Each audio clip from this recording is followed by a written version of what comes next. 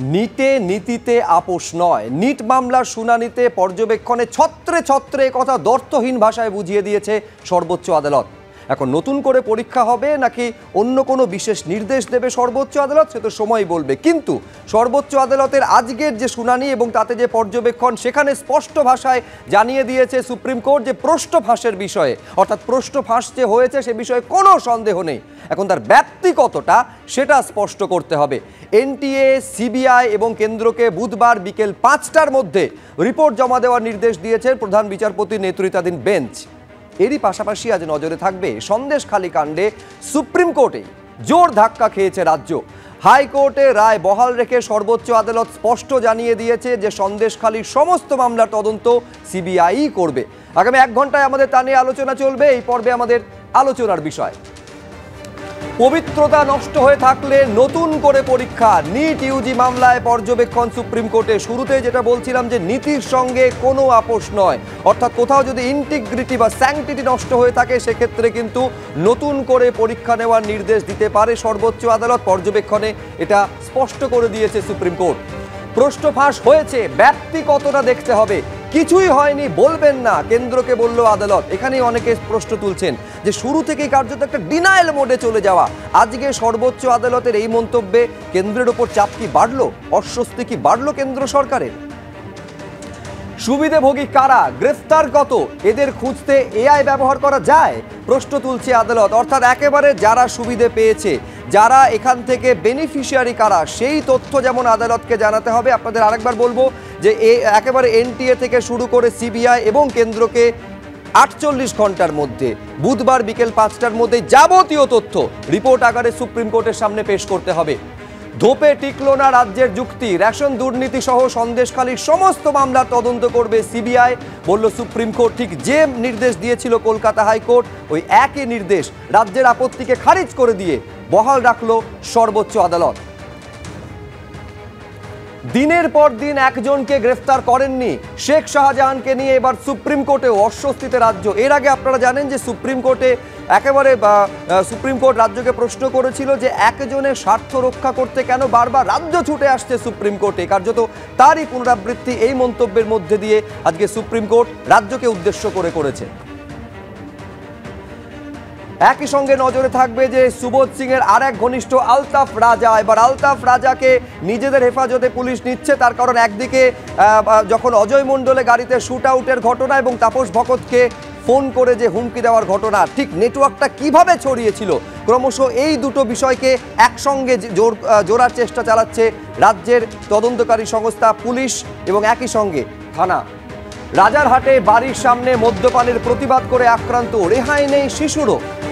প্রতিবাদীরা এ রাজ্যে একাধিকবার আক্রান্ত হয়েছেন, একাধিকবার তারা হেনস্থার শিকার হয়েছেন, কিন্তু শিশুকেও এবার রেয়াত করা হলো না। এই ঘটনা নিঃসন্দেহে আরও বড় বিষয়, আরও বড়ভাবে প্রতিবাদীরা কিভাবে বারবার হেনস্থার শিকার হয় সেই বিষয়কে সামনে এনে দাঁড় করিয়েছে। কিন্তু দিনের সব থেকে বড় খবরে শুরুতে নজর রাখবো। দর্থহীন ভাষায় সুপ্রিম কোর্ট জানিয়ে দিল যে হ্যাঁ, প্রশ্ন ফাঁস হয়েছে, কোনো সন্দেহ নেই তাতে।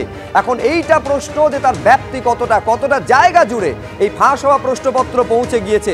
পরীক্ষার পবিত্রতা নষ্ট যদি হয়ে থাকে, দোষীদের চিহ্নিত যদি না করা গিয়ে থাকে এবং সোশ্যাল মিডিয়ায় যদি প্রশ্ন ফাঁস হয়ে থাকে, তাহলে অবশ্যই নতুন করে পরীক্ষা নেওয়ার নির্দেশ দিতে হবে। সরাসরি নিউজ রুমে চলে যাব।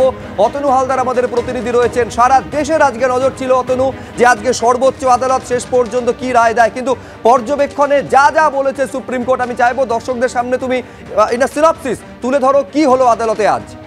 দেখো, প্রথমেই তোমাকে যেটা বলি যে মোট 23 লক্ষ ছাত্রছাত্রী এবার এই নিট পরীক্ষাটা দিয়েছিলেন এবং এই নিট পরীক্ষার আজকে সুপ্রিম কোর্টে যা শুনানি হয়েছে তাতে যেটা কোর্ট পরিষ্কার করে বলে দিয়েছে যে এই নিট পরীক্ষায় দুর্নীতি হয়েছে, প্রশ্ন ফাঁস হয়েছে, এই নিয়ে কোনো সন্দেহ নেই। কিন্তু এই প্রশ্ন ফাঁস বা দুর্নীতি কত দূর পর্যন্ত হয়েছে সেটা চিহ্নিত করতে হবে এবং কারা কারা এর সুবিধা পেয়েছেন, অর্থাৎ দুর্নীতি বা প্রশ্ন ফাঁসের সুবিধে কারা কারা পেয়েছেন তাদেরকে চিহ্নিত করতে হবে এবং কারা কারা সৎভাবে পরীক্ষা দিয়ে এই পরীক্ষায় র্যাঙ্ক করেছেন তাদেরকে চিহ্নিত করতে হবে। এটা যদি করা সম্ভব হয় তাহলে পরে আর নতুন করে পরীক্ষা নেওয়ার দরকার নেই। কিন্তু এটা যদি চিহ্নিতকরণ করা সম্ভব না হয় তাহলে ফের নতুন করে পরীক্ষা নেওয়া হতে পারে। আজকে যদি সুপ্রিম কোর্টে শুনানির মূল কথা বলো তাহলে এটাই। তুমি দেখো এর সঙ্গে একদম মিল রয়েছে।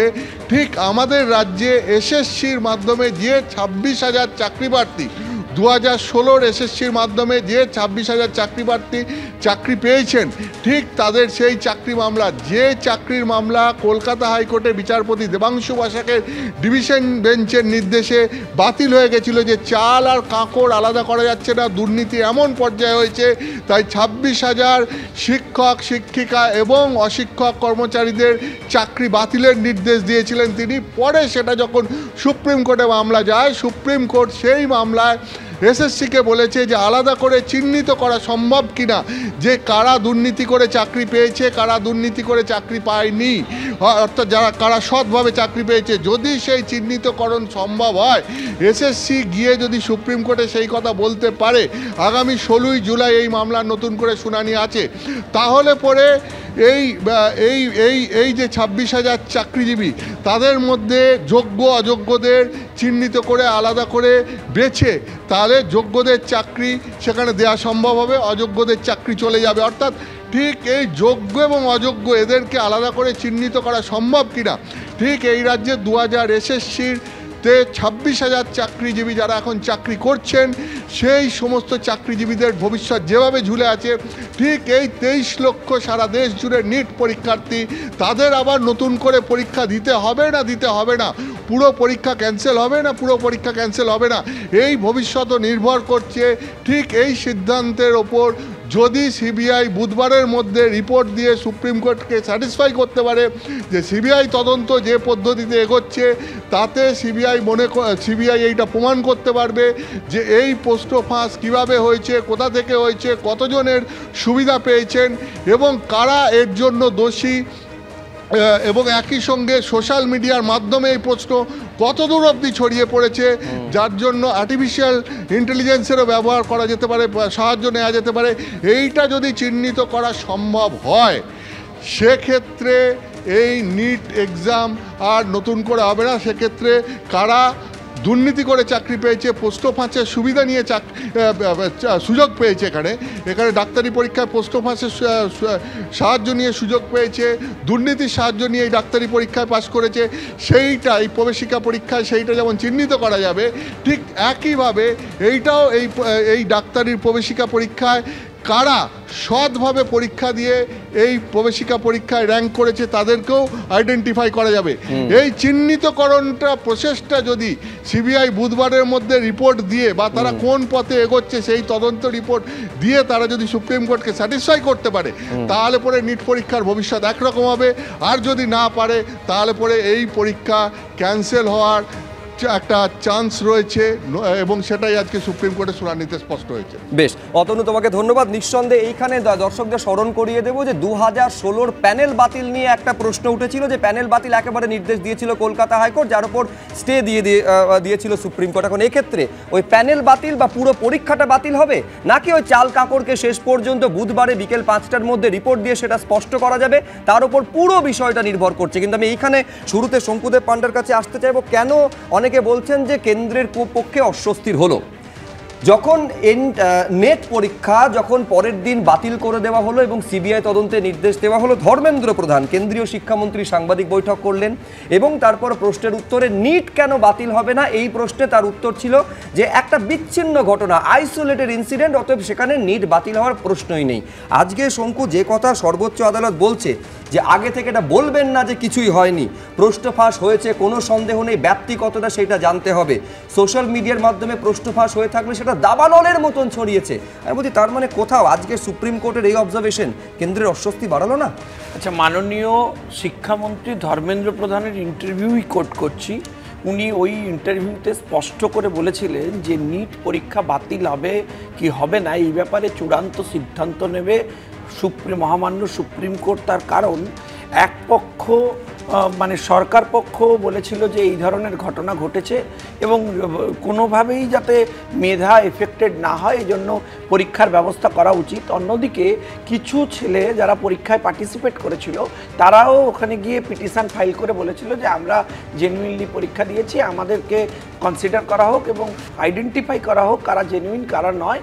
তো তখন মাননীয় আদালত বলেছেন এটা করার কোনো প্রসিডিংস আছে কিনা বা সেটা করা সম্ভবপর কিনা, সেই জায়গাতেই আটকে আছে। সেদিনও ধর্মেন্দ্র প্রধানজি বলেছিলেন স্পষ্ট করে আমাদের সরকারের স্পেসিফিক ভিউ যে মাননীয় আদালত এনটিআর পক্ষ থেকে শঙ্কু প্রথম সাংবাদিক বৈঠক করে পুরোপুরি আমি আপনাকে আবারও স্পেসিফিক্যালি দায়িত্ব নিয়ে বলছি 1.5 ঘন্টার প্রেস কনফারেন্স ছিল। না আমি বুঝলাম, কিন্তু প্রথম থেকে একেবারে খারিজ করে দেওয়া হয়েছিল, টোটাল ডিনায়াল মোড। আমার কথা শুনুন না, আপনি যে ডিনায়াল মোডকে এস্টাবলিশ করার চেষ্টা করছেন। না আমার চেষ্টা করার কোনো বিষয় না, আমি কারণ সাংবাদিক বৈঠক করে বলা হলো না এরকম কোনো বিষয় নয়। কেন্দ্রীয় শিক্ষামন্ত্রীর প্রেস কনফারেন্স দেখেছি বলেই কোট করছি। আরে বাবা, তার আগে এনটিআর তরফে তো প্রেস কনফারেন্স করে বলা হলো যে না এরকম কোনো পেপার লিকের ঘটনাই নেই। বোঝার চেষ্টা করুন, যার জন্য পরীক্ষাটা বাতিল করা হয়নি। উনি যদি ডিনায়াল মোডে থাকতেন উনি এনকোয়ারির অর্ডার দিতেন না। উনি যদি ডিনায়াল মোডে থাকতেন এখন সেটা তো প্রশ্ন, সেটা কি প্রেসারে পড়ে দেওয়া হয়েছে কিনা, দেশ জুড়ে যেরকম চাপ তৈরি হয়েছে তার সেখানে বাধ্য হয়েছেন কিনা ধর্মেন্দ্র প্রধান। আমাদের সরকারের কোনো লোক যুক্ত নয়, বিহার থেকে বসে এই সব অপারেশন যারা করেছেন, যে বিহারে কে সরকারে রয়েছে সেটা তো সবাই জানে। আমি বলি বিহারে তো আর কংগ্রেস বা তৃণমূল কংগ্রেস ক্ষমতায় নেই। বিহার থেকে উত্তরপ্রদেশ, গুজরাট এই সমস্ত জায়গায় কারা সরকারে রয়েছে শঙ্কু? আমি বলছি বিহার, উত্তরপ্রদেশ, গুজরাট কারা ক্ষমতায় রয়েছে?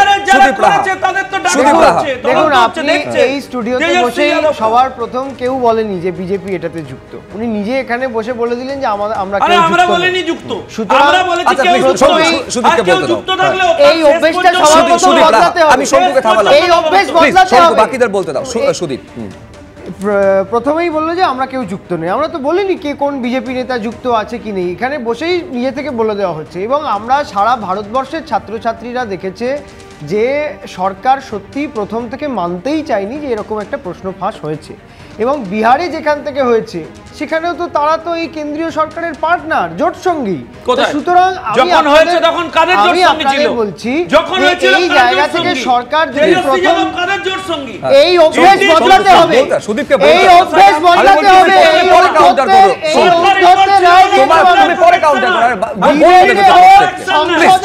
বিরোধী দলকে কথা বলতে না দেওয়ার এই অভ্যাস বিজেপি না বদলায় 400 পার হয়ে যাবে। 272 থেমে যেতে হয়েছে। আমি আবার আপনাদের বলছি যে সরকার এটা নিয়ে তদন্তে যেতই না যদি আজকে সরকারের একক সংখ্যাগরিষ্ঠতা থাকতো, সংসদে এটা নিয়ে আলোচনা হতো, সংসদ উত্তল হতো। তা যদি না হতো তাহলে কিন্তু এই সরকার এটাকে চেপে বসিয়ে দিত। আজকে সুপ্রিম কোর্টকে ধন্যবাদ জানাবো। আমরা প্রথম দিন থেকে যে কথা বলে এসেছি যে প্রপার একটা তদন্ত করে যে কি হচ্ছে কি হয়েছে না হয়েছে। 23 লক্ষ ছাত্রছাত্রী একটা পরীক্ষা দিতে গেলে তার প্রিপারেশন ছেলেমেয়েরা 2.5 বছর 3 বছর ধরে প্রিপারেশন নিয়েছে। সেই পরিশ্রমের দায়টা কে নেবে? আজকে কেন্দ্রের সরকার, বিজেপির সরকার যখন বাংলায় কোনো গাফিলতি হলে সেটা নিয়ে প্রশ্নের আঙুল তোলে বাংলা সরকারের দিকে। রাজ্যের ক্ষেত্রেও সমান। আমি বলছি তো যে যখন প্রশ্নের আঙুল তোলে যেমন ভাবে নিজেদের দিকে রয়েছে ঠিক যেমন ভাবে কোনোভাবে কেন্দ্র জড়িত নয় এটা শঙ্কু দাবি করছে। দর্শকদের স্মরণে থাকবে যখন প্রাথমিক শিক্ষা পর্ষদের সভাপতি মানিক ভট্টাচার্য ছিলেন, তিনিও বলেছিলেন যে একটা যদি প্রমাণিত হয় এই শিক্ষা জগতে আমার মুখ দেখা যাবে না। শিক্ষামন্ত্রী যখন পার্থ চট্টোপাধ্যায় তিনিও ঠিক একই দাবি করেছিলেন। আমি বলছি ছবিগুলো কিন্তু বারে বারে ফিরে ফিরে একই জিনিস দেখা যায়। বেশ নিঃসন্দেহে শুভময়দা আপনি মানবেন যে এই যে কলকাতা সুপ্রিম কোর্টের নির্দেশের উপর অনেকটা নির্ভর করছে যে এই প্রায় 24 লক্ষ বা 25 লক্ষ ছাত্রছাত্রীদের ভবিষ্যৎ। আমি বলছি প্রশ্নটা কিন্তু তার থেকে অনেক বড়। রাজ্যের ক্ষেত্রে হোক বা কেন্দ্রের ক্ষেত্রে সর্বভারতীয় স্তরে পরীক্ষা ব্যবস্থা নিয়ে কোথাও কি একটা সংশয় তৈরি হয়ে যাচ্ছে না?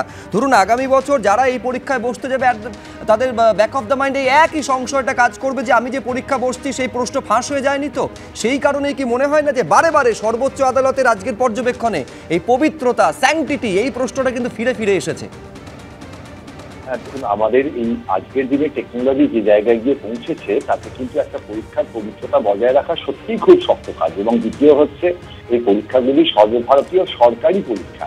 বেসরকারি ক্ষেত্রে হলেই যে যার মতন করে লোক নিতে পারেন, পড়াতে পারেন, কিন্তু আদতে বিষয়টা তো তা নয়। এবং তার সঙ্গে বুঝতে হবে সরকারি ব্যবস্থায় পরীক্ষাগুলোর পেছনে লক্ষ লক্ষ কোটি টাকার যে কোচিং ব্যবসা, এবং সেটাকে আপনি বন্ধ করতে পারেন না। আমাদের দেশের যে ব্যবস্থা তাতে তো সেটা কোনো বেআইনি বিষয় না।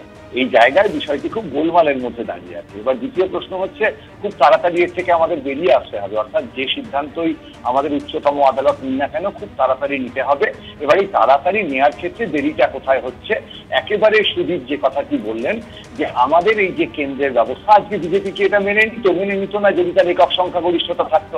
ঠিক যেভাবে পশ্চিমবঙ্গে একক সংখ্যাগরিষ্ঠতা থাকার কারণে তৃণমূল সরকার শিক্ষা দুর্নীতির যে বিষয়গুলি নিয়ে একেবারেই কিছু করছেন না, সুপ্রিম কোর্টে চলে যাচ্ছেন। অর্থাৎ দেশের যে গণতান্ত্রিক ব্যবস্থা সেটা কেন্দ্রীয় সরকারের জায়গায় বজায় আছে বলে সেই জায়গায় তাদের দুপা পেছনে হাঁটতে হচ্ছে, এবং সেই জায়গায় প্রশ্ন উঠছে পরীক্ষার পবিত্রতা নিয়ে। ফলে এই যে শাসক দলের সম্পূর্ণ ক্ষমতা না থাকা, এটা একটা বড় বিষয়। এবং এর সঙ্গে আরেকটি দাবি তো থাকবেই যে শিক্ষা বাজেটে যে ভীষণ কম টাকা, এটাও কিন্তু একটা বড় প্রশ্ন। অনেক বেশি কলেজ, অনেক বেশি হাসপাতাল যদি থাকতো, সরকার সাহায্য করতেন, তাহলে আমাদের আরো সুবিধে হতো। তবে তৃণমূল আর বিজেপি এই দুটি দল একে অপরের সম্পর্কে সবচেয়ে ভালো জানে, যে কারণে শঙ্কু ওরে বাবা বললো আজকে। ফলে তারা একে অপরের যে শাসক চরিত্র সেটা সম্বন্ধে খুবই আমি এইখানে কৌস্তব চট্টোপাধ্যায়ের কাছে আসবো। আমার উদ্বেগের জায়গাটা কৌস্তব অন্য জায়গায়। আমরা দেখো আমাদের রাজ্যে কার্যত দুর্ভাগ্যজনক হলেও সত্যি একটা পরিচিত ছবি হয়ে গেছে যে যারা মেধা রয়েছে অথচ যারা বঞ্চিত তারা রাস্তার ধারে দিনের পর দিন বছরের পর বছর বসে থাকছে। আমার প্রশ্নটা হচ্ছে যে সামগ্রিকভাবে সর্বভারতীয় স্তরে এই ছবিটা আমাদের দেখতে হবে না তো, যদি মেধা টাকার কাছে এভাবে বিক্রি হয়ে যায়? তো প্রথম ঘটনা নয়, আমরা তো আগেই বলেছিলাম মুদ্রার এপিট আর ওপিট। ব্যাপম কেলেঙ্কারিতে শুভ্র তুমি লিস্ট বার করো, 39টা খুন হয়েছে একটা না ব্যাপম কেলেঙ্কারিতে, যাতে মুখ্যমন্ত্রীর নাম, শিক্ষামন্ত্রীর নাম বিজেপির সামনে না আসে। আমরা জানি এসব আইসোলেটেড ইনসিডেন্ট বলে চালিয়ে দেওয়ার চেষ্টা হয়েছিল বিজেপির তরফ থেকে, এটা হয়েছিল। আমি বলছি কারা কারা এর সাথে যুক্ত আছে। বিহারের, উত্তরপ্রদেশের, গুজরাটের, রাজস্থানের কনসেন্ট্রেশন ক্যাম্পগুলোতে যেসব ছেলেমেয়েরা 7 থেকে 8 থেকে চলে যাচ্ছে নাকি এখন শুনবো। 7-8-এর পড়াশোনা করার দরকার নেই, বিহারে স্কুলের পর স্কুল হচ্ছে ফাঁকা, সেখানে 7-8-এর টাকা দিয়ে দেওয়া হয়, থোক টাকা। 7 থেকে 8 থেকে তারা নিটের পড়াশোনা করছে, এবং রাজস্থানের কিছু জায়গায় কনসেন্ট্রেশন ক্যাম্প করে ছেলেদের ঢুকিয়ে নেওয়া হচ্ছে। কত সুইসাইডের রেট কোন জায়গায় পৌঁছেছে, কি তৈরি করছি আমরা, কোন জায়গায় আমরা নিয়ে যাচ্ছি আজকের ভবিষ্যৎকে। তার মধ্যে দাঁড়িয়ে যারা পড়াশোনা করছে তাদের কাছে কোন বার্তা যাচ্ছে? পরীক্ষা নিয়ে প্রশ্ন উঠে গেছে ঠিক, কিন্তু আমরা বলছি যে আসলে শাসক তার একটা ট্রান্সপারেন্সি থাকা দরকার। এখানে যেমন স্টুডিওতে এসে তৃণমূলের দুর্নীতি নিয়ে বিজেপির নেতারা বড় বড় কথা বলে, আমরা অতীতে আগেও বলেছি যে আপনি আচরিত ধর্ম পরের শেখাও। তৃণমূল দুর্নীতিগ্রস্ত, তৃণমূল চুরি করেছে, 50 কোটি টাকা পেয়েছে, ঠিক তো, অসিক জায়গা নেই, কিন্তু কে বলবে? শুভেন্দু অধিকারী, হ্যাঁ, যে ওই দলে ছিল, রসে বসে ছিল, তার কথা তার মুখে শুনবো? কে বলবে? শঙ্কুদেব পণ্ডা তারা বলবে, যারা তৃণমূল থেকে চলে গেছে বিজেপিতে, বিজেপির নেতারা বলবে যারা ব্যাপক কেলেঙ্কারিতে যুক্ত। কোন দুর্নীতি করেনি তৃণমূল কংগ্রেস? যে দুর্নীতি করছে কোনটা বিজেপি করেনি? একটার নাম বলুন, একটার নাম বলুন, একটার পর একটা স্ক্যাম বলতে পারি বিজেপি তার দুর্নীতি হচ্ছে করেছে। প্রশ্নটা হচ্ছে শুভ্র, প্রশ্নটা হচ্ছে অল্প বয়সী ছেলেমেয়েরা, তারা যারা আগামী দিনের দ্য বেস্ট প্রফেশনাল, মানে আমি বলছি শিক্ষক আর টিচার, এই দুটো একদম, শিক্ষক আর টিচার। মানে আমার মনে আছে আমার ছোটবেলা আমার মার কথা আমি শুনতাম না, আমার মা বলতাম শিক্ষক এবারে এলসিএম এইচসিএফ শিখিয়েছিল, মা বাবার যে পরিপূরক এই জিনিসটাকে বারবার ফিরিয়ে আনতে হবে। নিঃসন্দেহে তোমার সঙ্গে 100% একমত। সুপ্রিম কোর্টের আরেকটি নির্দেশ অত্যন্ত গুরুত্বপূর্ণ, সেটা সন্দেশখালি নিয়ে, যেখানে ধাক্কা খেলো রাজ্য সরকার। একজনকে বাঁচাতে এত আগ্রহ কিসের রাজ্য সরকারের? শেখ শাহজাহানকে নিয়ে সুপ্রিম কোর্টে আজ কড়া প্রশ্নের মুখে রাজ্যকে পড়তে হয়েছে। রাজ্যের তরফে যে যুক্তি পেশ করা হয়েছিল সেই যুক্তি খারিজ হয়ে গিয়েছে।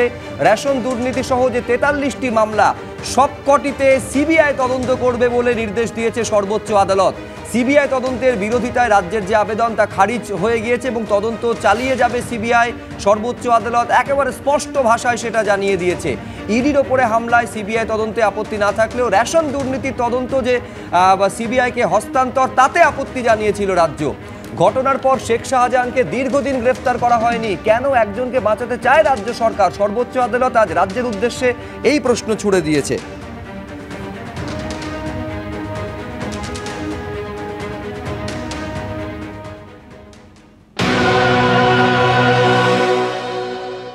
সুপ্রিম কোর্টে সন্দেশখালী মামলায় রাজ্য সরকার আরেকবার গালে থাপ্পড় খেল।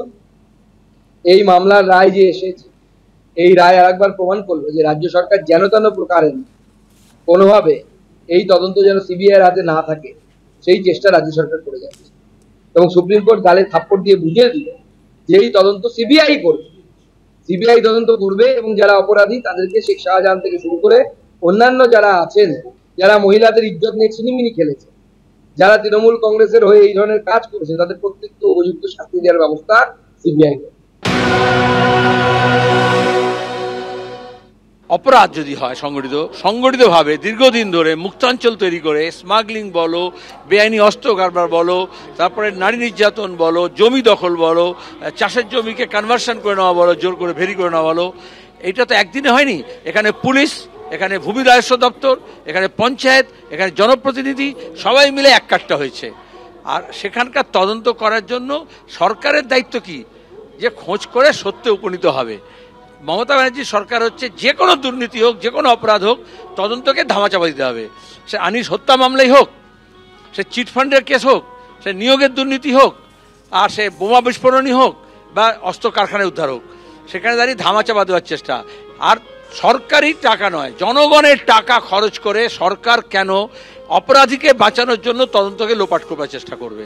সুপ্রিম কোর্ট ঠিক করেছে, হাইকোর্ট যে তদন্তের রায় দিয়েছিল, এবার সিবিআইকে দেখতে হবে সে আবার যাতে আরেকজন পোষা জীব না হয়ে যায়, সিআইডির মতো, পুলিশের মতো।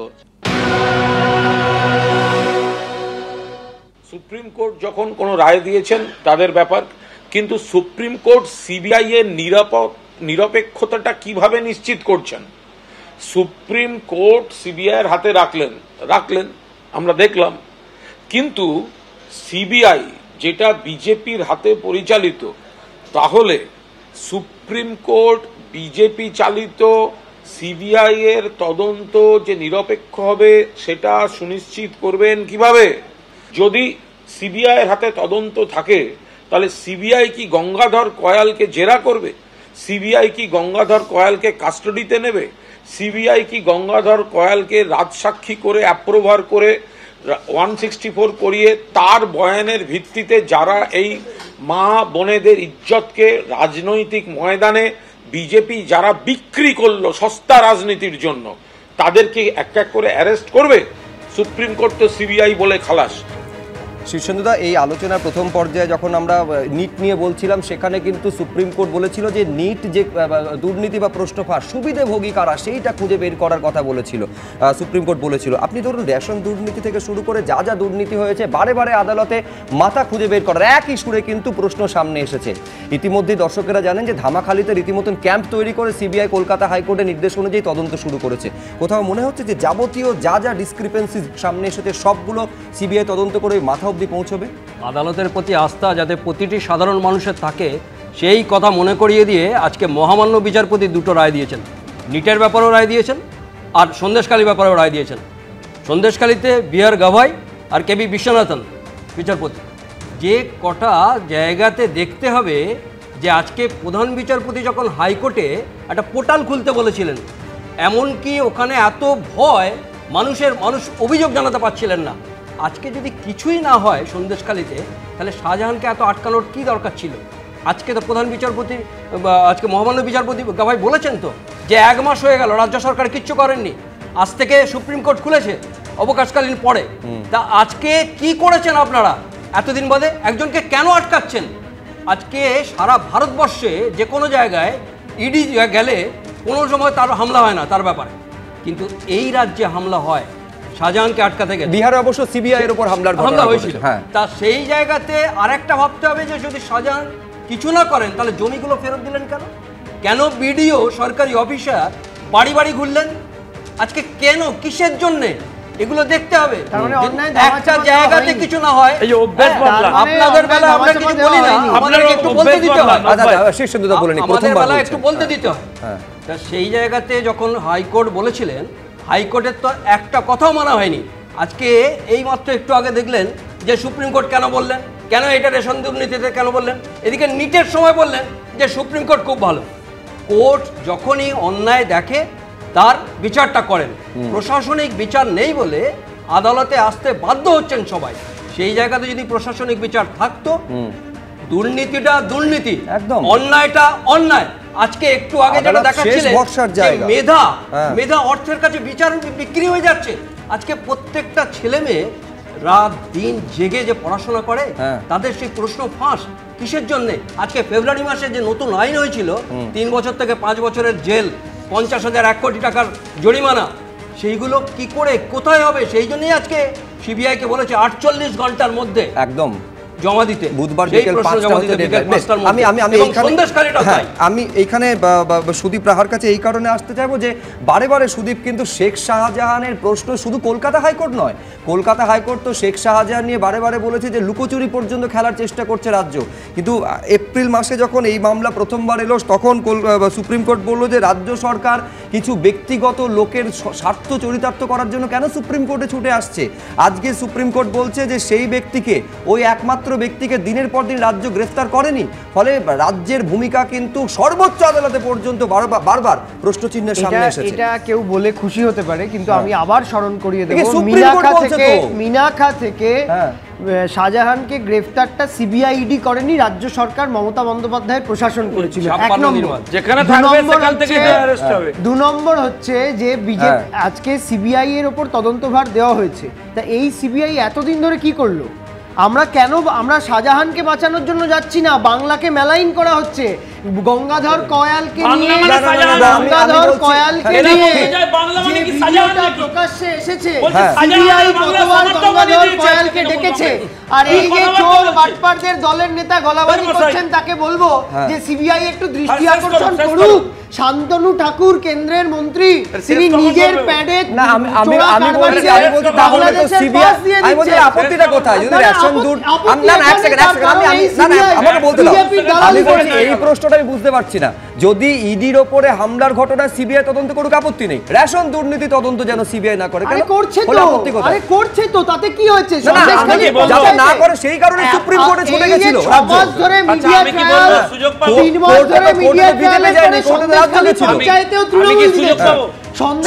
পঞ্চায়েতেও তৃণমূল জিতেছে। শুনুন, আইনের জন্য মানুষ নয়, মানুষের জন্য আইন। এই যে এরা বলছে না যে মানুষ অভিযোগ করতে পারেনি, আমি বলছি তাহলে শোনো, তাহলে আমি বলছি ভোট, এক সেকেন্ড, ঠিক আমি বলছি তাই যদি বলো না, তাহলে ভোট সমান যদি দুর্নীতি হয় তাহলে গুজরাটে কোনো দুর্নীতি হয়নি। না, তার মানে আপনারা যে অভিযোগগুলো সামনে আনছেন মানুষ সেগুলোকে মান্যতা দিচ্ছে না। শঙ্কু, আমার নির্দিষ্ট করে বক্তব্য হচ্ছে যে দেখুন, আদালত যে কথাটি বলেছে, আমি শুধু ওই একটা লাইন দিয়ে এর উত্তর দিতে চাই, সেটা হচ্ছে আদালত বলেছেন একজনকে বাঁচাতে চাইছেন কেন, কিন্তু বিষয়টা একজন নয়। সিবিআই তদন্ত করলে ওই একজনটা হচ্ছে কান, আরে গঙ্গাধর কয়াল সব বলে দিয়েছে। গঙ্গাধর কয়াল সব বলে দিয়েছে। আপনি সুদীপ এইবার তুমি থামো, সুদীপ তুমি থামো, সুদীপ আমাকে বাধ্য করে তোমার গলা নামিয়ে দিতে বলতে দাও। আমার বক্তব্য হচ্ছে দেখুন, শাহজাহান তো এরা যে জায়গায় নিয়ে গেছে, শাহজাহান আর বাংলা এক করার চেষ্টা করছে, মানুষের টাকা খরচা করে শাহজাহানকে বাঁচানোর জন্য এরা করছে। এটা আপনারা ভাববেন, শাহজাহান হঠাৎ করে তৈরি হয়নি, শাহজাহানের পেছনে যারা রয়েছে তারা এর পেছনে রয়েছে, তাদেরকে ধরাটাই হচ্ছে সিবিআই এর উদ্দেশ্য, এবং সেটা ধরা পড়বে বলে এরা আতঙ্কিত হয়ে পড়েছে, তারা ভেতরে যাবেন বলে এরা আতঙ্কিত হয়ে পড়েছে। তাই এই কেসটা কোনোভাবে যাতে আটকানো যায় সেজন্য মানুষের টাকা খরচা করে বাজারের ব্যাগে করে কি বার করলো ভূপতিনগরে যারা ধরা পড়েছে তাদেরকে সাসপেন্ড করেছে। শাহজাহানকে দল থেকে সাসপেন্ড করবার পর আপনারা গ্রেফতার করেননি, আজকে হাইকোর্ট কানমালা দিয়েছে বলে বাধ্য হয়েছেন গ্রেফতার করতে। আজকে এতদিন পর্যন্ত চেষ্টা করছেন যাতে শাহজাহানকে বাইপাস করে বের করে দেওয়া যায়। শাহজাহান তো শাহজাহান আর তৃণমূল আর অপরাধী, এদের মধ্যে কোনো পার্থক্য নেই। সরকারের পুলিশ আমি বলছি আমি কৌস্তব চট্টোপাধ্যায়ের কাছে আমি দুজনকে থামালাম। আমি বলছি বিটুইন দ্য লাইন্স পড়াটা কিন্তু খুব গুরুত্বপূর্ণ। খেয়াল রাখতে হবে কবে গ্রেফতার হলো শেখ শাহজাহান। যেদিন কলকাতা হাইকোর্ট বলল যে সিবিআই, ইডি, স্টেট পুলিশ যে কেউ গ্রেফতার করবে, একেবারে পরদিন গ্রেফতার করা হলো। অনেকে বলে থাকেন যে সিবিআই, ইডির হাতে যাতে না যায় সেই কারণে তড়িঘড়ি নাকি রাজ্য পুলিশ গ্রেফতার করেছিল। তারপরের বিষয়টা মনে করুন যে এই শেখ শাহজাহানকে সিবিআই এর হাতে তুলে দেওয়ার জন্য টালবাহানা এমন পর্যায়ে হলো যে কলকাতা হাইকোর্টকে মন্তব্য করতে হলো, যে মন্তব্য করলো কলকাতা হাইকোর্ট যে শেখ শাহজাহান নিয়ে রাজ্য সরকার লুকোচুরি খেলার চেষ্টা করছে। আমি বলছি একের পর এক কলকাতা হাইকোর্টের মন্তব্য কৌস্তব সেই সন্দেহের বাতাবরণটা আরও স্পষ্ট করে দেয় নাকি? 100%। আজকে তো মানে আমি যখন নাম দিয়েছি কুণাল ঘোষের, কুণাল ডোভাল ওর নাম, গোয়েন্দা বিভাগের কর্তা, মানে ওকে বিচারপতি করে দিতে হবে, মানে সরকারের বিচারপতি হাইকোর্টের ব্যাপার কুণালকে করতে হবে। যেভাবে বলছিলেন আর কি বলছিলেন, সিবিআই কেন আসবে, কে আসবে, ভাইপো বিআই আসবে, ভাইপোর বাহিনী তদন্ত করবে, শাহজাহানের বাহিনী তদন্ত করবে। কারা কারা এই শাহজাহান? কাকে বানিয়েছেন শাহজাহান? কত সম্পত্তি শাহজাহানের? গরিব মানুষ। কি বলছেন যে বামপন্থীদের সময় জমি পেয়েছিলাম আর এখন নোনা জল ঢুকিয়ে দেওয়া হয়েছে, জমিতে জমি দখল করে নিয়েছে? কি বলছেন? মানুষ কি বলছেন শুনুন। কাকে শাহজাহান বানিয়েছেন? ক্ষমতা পেলে মানুষ। আর কত টাকা খরচা করেছেন সুপ্রিম কোর্টে? শ্বেতপত্র প্রকাশ করতে হবে সরকারি কত টাকা খরচা করেছেন। মদন থেকে শুরু হয়েছে, মদন মিত্র থেকে শাহজাহান অব্দি। এই তৃণমূলের এই আসতে দাও কি প্রমাণ দাঁড়াও আছে? ভাই, অভ্যেস পাল্টাও। চার্জশিটে অভ্যেস পাল্টাও, অভ্যেস চার্জশিটে পাল্টাও। কাদের নাম আছে? অভ্যেস পাল্টাও। আচ্ছা, কোস্তা বলেন, অভ্যেস বলেন। পাল্টাও। না, অভ্যেস পাল্টাও, সিবিআই কথা বলছি না? চার্জশিটের কাদের নাম আছে? অভ্যেস পাল্টাও। বলুন না। চার্জশিটের নাম আসবে না তো? সেটিং আছে তো? সঞ্চয়নী সঞ্চয়িতা সেটিং আছে তো? সঞ্চয়নী সেটিং আছে তো? সঞ্চয়িতা। এখন সুদীপ, সুদীপ, নামে please, হচ্ছে বলতে চার্ট দাও। ফ্রেম করা গেল না? আমি তো বলছি সিবিআই ইডি আসলে ইঁদুর দৌড়, টম অ্যান্ড জেরির দৌড়। আমরা বলছি তো এই কথা, জানি তো আমরা। কিছুই করা যাবে না। 50 কোটি টাকা পাওয়া গেল, এবিজিপি তৃণমূলকে কিছু করতে পারবে না আমরা জানি। কিন্তু আমি বলছি যে কথাটা, শাহজাহানের তদন্ত কে করবে? ভাইপো বাহিনী করবে। হ্যাঁ, ওই যে কি লোকটার নাম, ওই যে ফলতার লোকটা, হ্যাঁ জাহাঙ্গীর 70টা সিকিউরিটি নিয়ে করে। ভাইপোর বুথে তো ভোট হয়নি। এখন আবার কি শুনছি, বুথে যে যত বড় লিড দিয়েছে তাকে মালয়েশিয়া বেড়াতে নিয়ে গেছে। কার এটা রাজনীতি হচ্ছে? আমাদের প্রশ্নটা একটাই, সেটা সিবিআই তদন্ত করছে, ইডি করছে, বা কোনো ক্ষেত্রে এনআইএ করছে। প্রশ্নটা হচ্ছে একটাই, যে দুর্নীতি থেকে একদম কাদাটা সরিয়ে, জলটাকে সরিয়ে দুধটাকে, বিষয়টা মানে দুধ কা দুধ পানি কা পানি, এইটা করা। সন্দেশখালি নিয়ে সুপ্রিম কোর্ট আজকে যে নির্দেশ দিয়েছে, বিরোধী দলনেতা তা নিয়ে কি বলছেন দেখুন। সন্দেশখালীর সিবিআই মামলা আটকাতে মমতা ব্যানার্জি সুপ্রিম কোর্টে গেছিল, তারিখটা ছিল 23/11/2023। মুখ্যমন্ত্রী মমতা বন্দ্যোপাধ্যায় বলছেন, আমাদের মানিক ভট্টাচার্য জেলে, অনেকে জেলে, বালু জেলে, এটাই চলবে? বালুকে জেলে নিয়ে গেছে, এরা অনেক ডান্ডা খেয়েছে, অনেক লড়াই করেছে, আমি বিশ্বাস করি না এরা চোর। বিরোধীরা এই বক্তব্যকে মনে করিয়ে দিয়ে শুভময়দা প্রশ্ন তুলছে যে যদি প্রশাসনের সর্বোচ্চ স্তর থেকে যদি অভিযুক্তদের পাশে দাঁড়ানো হয়, সিবিআই করুক বা ইডি তদন্ত করুক, কোনোদিনও কি দুর্নীতিকে আনাত করা সম্ভব? আপনি একমত? এবং এই জায়গাটিতে কৃষ্ণেন্দুবাবু বললেন যে কোর্টের কাছে যদি বারবার আওরঙ্গজেব, শাহজাহান, অশোক, অর্জুন, এই ধরনের এদের প্রত্যেকের সমস্যা, যেগুলো রাজনৈতিক সমস্যা, তারা ভোটে যেতেন অনেক সময়, বা ভোটে জেতান আর কি, তাদের নিয়ে পৌঁছতে হয়, তাহলে তো কোর্টকে এই গণতন্ত্র রক্ষা করতেই তার সারাদিনের সমস্ত কাজ করতে হবে। এবং এর ফলে যেটা দাঁড়াচ্ছে, দেশে একটা গণতান্ত্রিক ব্যবস্থা আছে, ভোট টোট হয়, মানুষ যেতেন, কিন্তু দিনের শেষে দেখা যাচ্ছে সেই সংসদীয় ব্যবস্থা, প্রশাসনিক ব্যবস্থা সম্পূর্ণভাবে অকৃতকার্য হচ্ছে। এবং সেই জায়গায় একমাত্র আদালত ছাড়া কোনো গতি নেই। এবং দেশের সর্বোচ্চ নেতৃত্ব, রাজ্যের সর্বোচ্চ নেতৃত্ব, তারা যে কথাগুলো বলছেন সেগুলো একেবারে গণতন্ত্র বিরোধী, একেবারে আধিপত্যবাদী। ফলে এই জায়গায় দাঁড়িয়ে এই সমস্যার সমাধান কিন্তু মূলত হচ্ছে না রাজনৈতিক শাসকদের জন্য। তারা একটু যদি আয়নার সামনে দাঁড়ান, মনে হয় কিছুটা সুবিধা হতো এবং সমস্যার সমাধান হতো। নিঃসন্দেহে এই সমস্যার সমাধান কিভাবে হবে, এবং সন্দেশখালি কাণ্ডে সিবিআই তদন্ত নেওয়ার পর আলটিমেটলি এই রেশন দুর্নীতি এবং ইডির ওপরে হামলার যে ঘটনা, তার তদন্তে কি উঠে আসে, সেদিকে আমাদের নজর থাকবে। আপাতত আলোচনা এই পর্যন্ত।